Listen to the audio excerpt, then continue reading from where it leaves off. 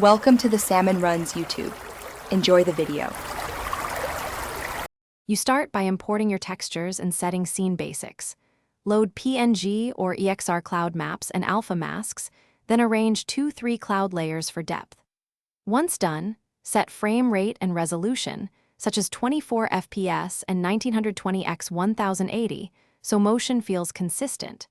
Make sure color space and gamma are correct to match background sky plates. You want named layers and organized assets, now so animation focuses on motion, not file hunting. You now animate core motion.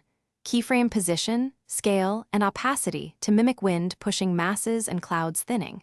Once motion is readable, add per layer noise or warp to break rigid edges and create organic billowing. Make sure to stagger keyframes between layers to produce parallax.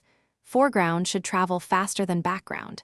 You can also animate soft erode or blur to simulate dissipation, and ease keyframes for natural acceleration and deceleration.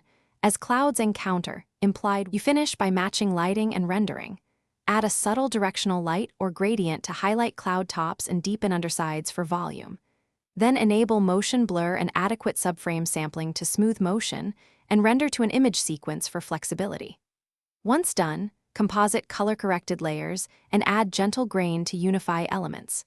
If you see flicker or seams, inspect alpha per multiplication, sampling rates, and layer alignment. Fix those and re-render only affected frames. Thanks for watching. Consider subscribing if we helped you.